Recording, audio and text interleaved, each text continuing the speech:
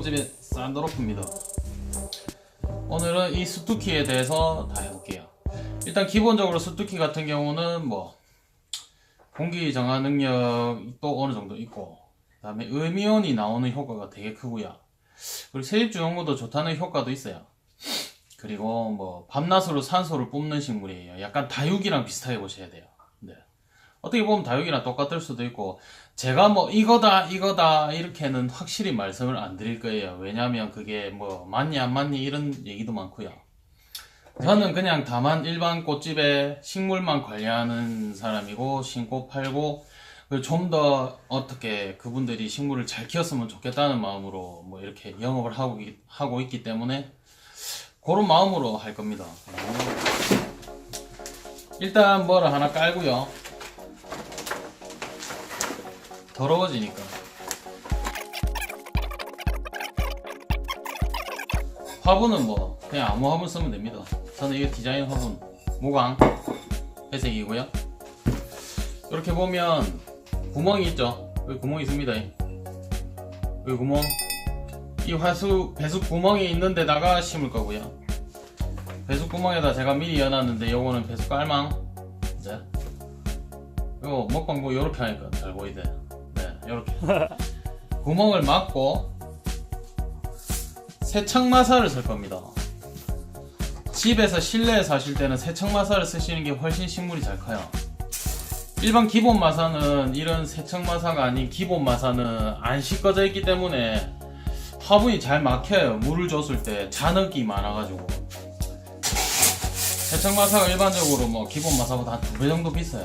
그래도 이걸 쓰시는 게 좋아요. 집안에서 키울 때. 밖에서 키우는 식물들은, 그러니까 수도기도 물론 밖에서는 잘 안 크는데 한여름하고 겨울만 빼고는 잘 크거든요.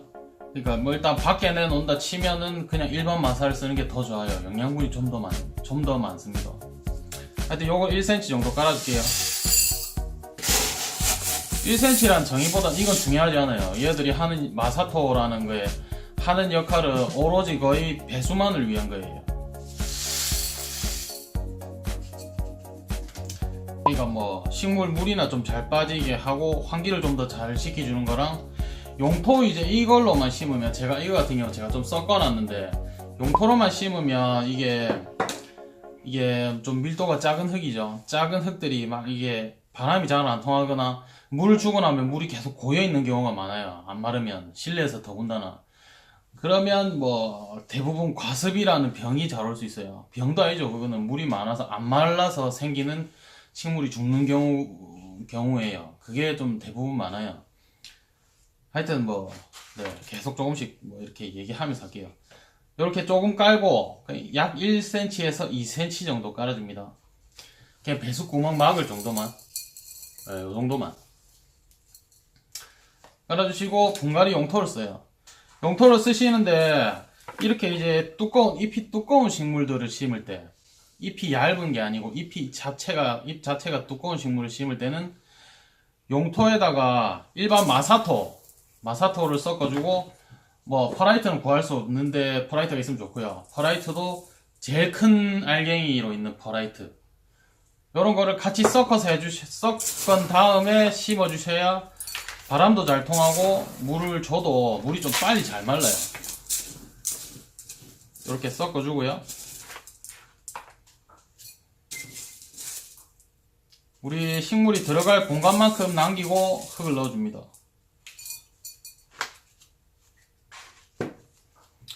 요거 보시면 이 사이즈가 있잖아요. 이거를 통째로 넣어봐요. 그냥 뺏기지 말고. 이렇게 해가지고 우리 요 안에 들어있는 이 흙들이 안 보일 정도로만 딱 덮어주세요. 그까지만 딱 위치를 잡아주면 돼요.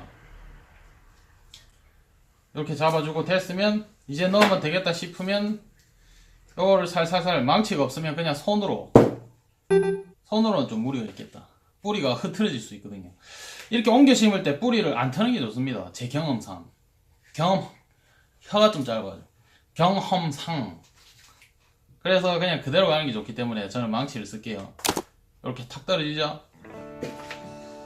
탁 떨어지면 이게 기존 흙들이 그대로 있어요. 이건 농장 자체에서 이렇게 오는데 수입할 때 아마도 이렇게 피트모스만 해가지고 올 거예요.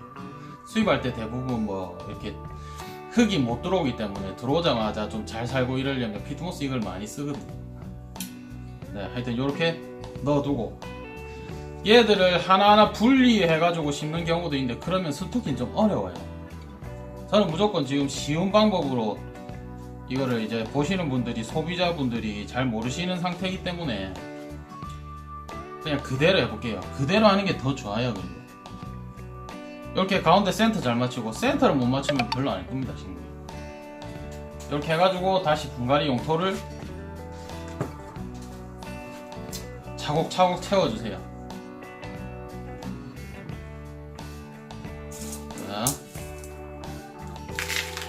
자, 집에서는 숟가락을 쓰는 게 좋아요. 밥 먹는 숟가락, 그냥 남은 거. 네, 숟가락입니다. 이거 좀 많이 더러운데 안 버리는 걸 내가 쓰는 거기 때문에 이렇게 차곡차곡 담아주세요. 그리고 잎이 두꺼운 식물은 분갈이를 하고 나서 물을 바로 주시면 안 됩니다. 물이 워낙 없는 경우면 바로 줘도 돼요. 근데 웬만하면 며칠 뒤에 주세요. 새로운 새로운 흙에 이 식물이 뿌리가 조금 적응되고 나면 물을 주는 게 좋아요. 만약에 옮기실 때 뿌리가 안 다쳤다, 그러면 물을 바로 줘도 됩니다. 지금 같은 경우도 제가 뿌리를 아예 안 건드렸기 때문에 물을 바로 줘도 되긴 돼요. 근데 물을 주고 나면 반드시 환기를 좀 시켜주셔야 돼요. 아니면 물이 안 마릅니다. 환기가 식물한테는 제일 중요해요. 내가 해본 경험상. 이렇게 하시고 이렇게 이제 하나씩 이렇게 눌러주세요. 살짝살짝. 너무 꽉 눌리면 이게 눌리다가 흙 때문에 뿌리가 다칠 수도 있거든요. 그러니까 계란 안 깨질 정도의 힘으로만.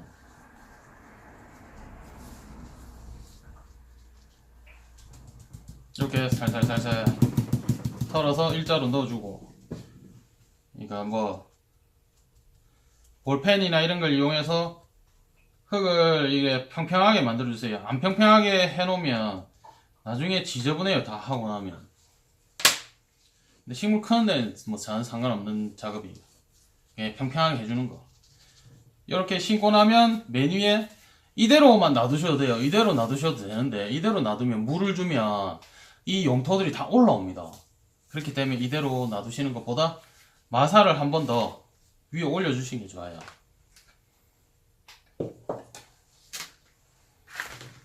마사를 아까 내가 세척마사요.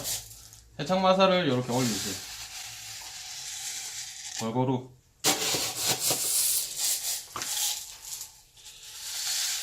이렇게 채워주시고, 수뚜기는 가운데는 흙을 넣으려면 이렇게 살짝 그냥 넣으면 됩니다. 이렇게 해가지고 또 살짝 눌러주세요.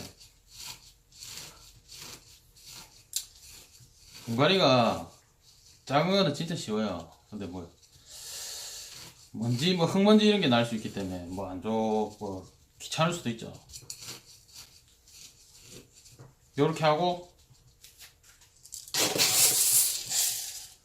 위에는 너무 꽉 채우지 말고요. 한 0.5에서 1cm 정도만 남게 이렇게 해가지고 살짝 이렇게. 네, 별거 없습니다. 난 쉽게 할 거예요. 작아서 근데 쉬워 보이는데 크면 클수록 힘들어집니다. 힘은 들죠. 이렇게 해가지고 모양이 좀 삐딱하다 싶으면 하나씩 벌려주시고, 이렇게 그냥 자기 취향입니다. 자기 눈에 이쁘면 돼요. 이렇게 하면 끝이에요. 끝. 나머지 스티커 붙이고 에그스톤 돌 같은 걸로 꾸미고 이거는 다 그냥 조금 더 이뻐 보이게 하는 거라서 하시고 싶으면 하면 돼요. 식물은 요렇게 이 상태에서 잘 삽니다. 그러면 요거 위에만 살짝 치우고요. 그 다음에 요 받침대, 물 받침대 여기 놔두고 올려주고, 돌 같은 거 있으면 에그스톤 하나 좀 올려주시면 좀 더 이쁘고요. 개인적 취향입니다.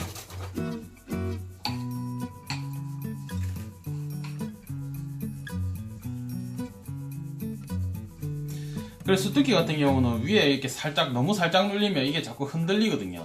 그래서 누르실 때 조금 힘을 주세요. 계란이 안 깨질 정도의 힘. 삐딱한 거는 다시 잡아주시고.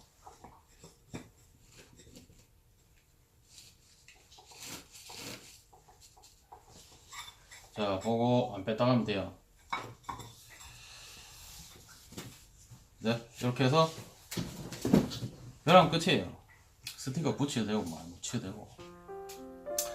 이게 끝인데, 이 상태에서 물을 그대로 주시게 되면 잎이 두꺼운 애들은 물을 가지고 있거든요.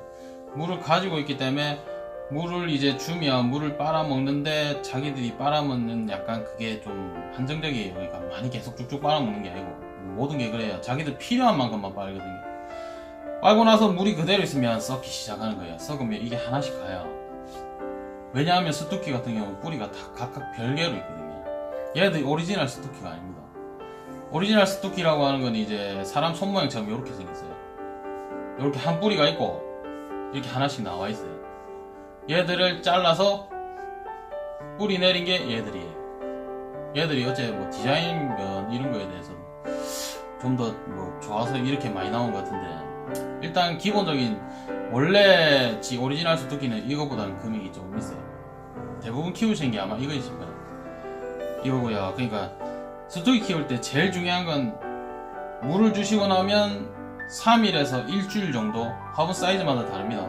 화분이 클수록 오래 환기를 시키셔야 돼요. 이 정도 사이즈 같은 경우는 한 3, 4일 정도는 창가 쪽에 바람 통하는 곳에 두세요. 만약에 겨울이면 선풍기 바람을 쐬주셔도 되고, 아니면 넓은 공간에, 집에로 치면 거실인데도 바람이 약간 통해야 됩니다.